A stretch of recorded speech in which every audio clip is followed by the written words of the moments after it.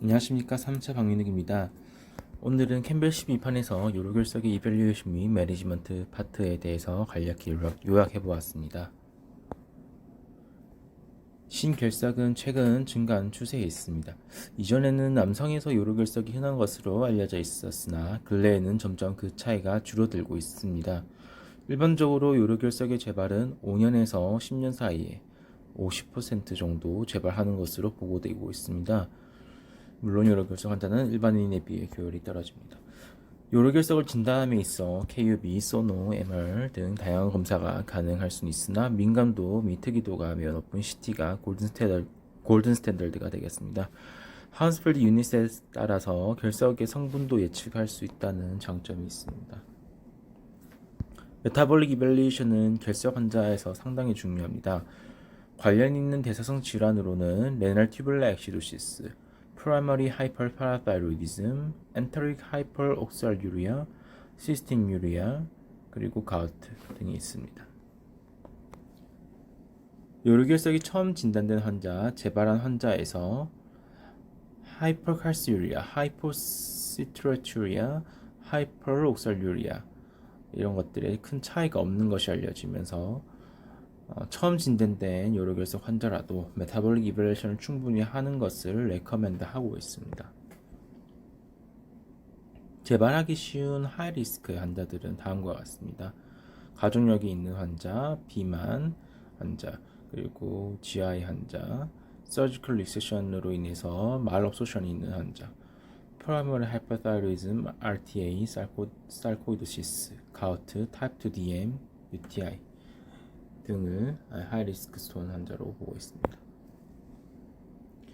결석을 처음 진단받은 환자를 진료함에 있어서 다음의 것들을 확인하는 것이 중요하겠습니다. 첫 번째로는 히스토리 테이킹입니다. 기저질환, 메디케이션, 식사 습관, 그리고 수분 섭취 및 플루이드 로스가 없는지 확인을 해야 되겠고, 다음으로는 일렉트로라이트, 비변 크라티닌, 칼슘, 그리고 인텍트 파라타이드 호르몬, 유릭액시드와 같은 랩을 확인을 해봐야 됩니다.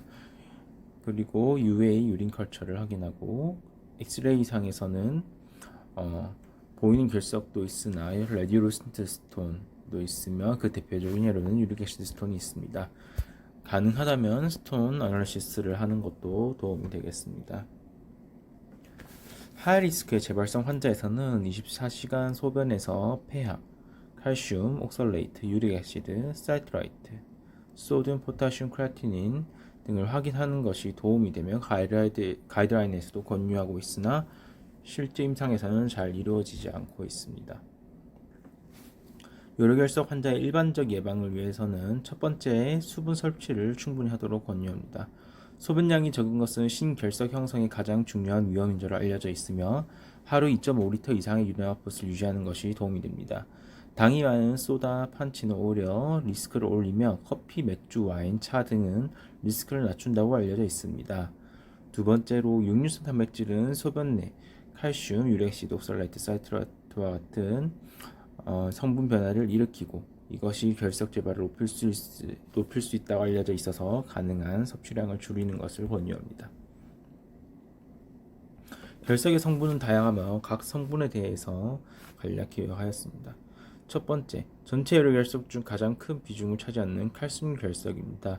칼슘 결석 중에도 칼슘 옥살레이트가 가장 흔한 서브타입이 되겠습니다. 칼슘 포스페이트 스톤은 젊은 여성 환자에 선하며 알칼리성 소변과 관련이 있습니다.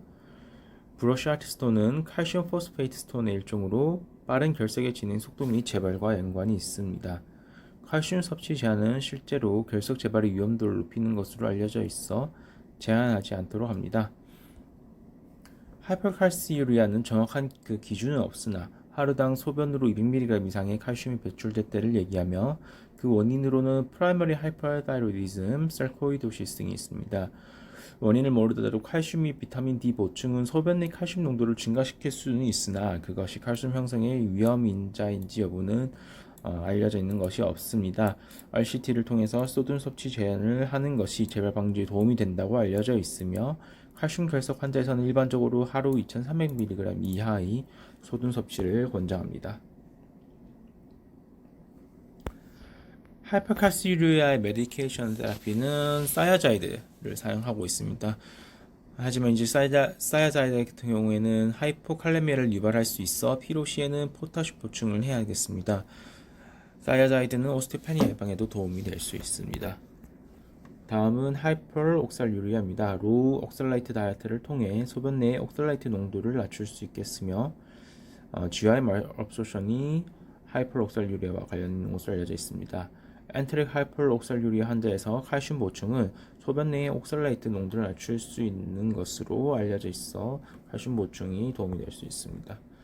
다음으로 유릭액시드 스톤을 보겠습니다. 유릭액시드 스톤의 비율이 증가하고 있는 추세이며 로우 유리너리 pH가 가장 흔한 원인으로 알려져 있습니다. 비만, 대사증후군, 당뇨는 유릭액시드 스톤의 형성을 유발할 수 있으며 유릭액시드 스톤의 예방 및 치료를 위해 동물성 단백질 섭취를 줄이고 소변의 pH는 6.0에서 6.5 정도로 알칼리나이제이션을 하는 것을 권유합니다. 치료제로는 포타슘 사이트레이트, 상품명으로는 유로시트라 K를 사용할 수 있으며 초치료제로 알로프리놀은 사용하지 않습니다.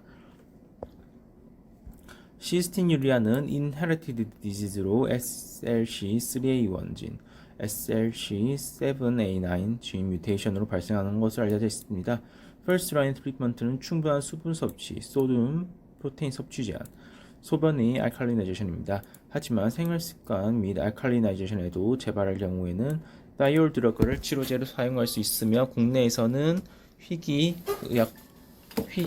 한국희귀필수의약품센터에서 티올라정으로 판매하고 있습니다. 마지막으로 감염석입니다. 여성 그리고 고령에서 흔하며 인펙션 스톤은 유레아 스플리팅 마이크로오가니즘에 의해 발생합니다. 인펙션 스톤은 알칼리성 소변에서 생성이 되며 스테곤스톤을 흔히 유발합니다. 아세토 하이드록사미क 액시드를 줄여서 AHA가 유레이즈를 효과적으로 억제할 수 있으나 심각한 부작용으로 흔히 사용되지는 않습니다. 마지막 페이지입니다. 앞서 말씀드린 것을 스키마틱하게 보여주는 표로 요로결석 환자가 왔을 때 처음이라면은 충분한 소분 섭취, 고기 소금 섭취 제한 등의 컨저버티브 매니지먼트를 시행합니다. 재발성 환자라면은 추가적인 히스토리 테이킹, 랩, 24시간 유리 검사를 통해 그 원인을 확인하고 각각에 맞는 치료를 진행하면 되겠습니다. 이상입니다. 감사합니다.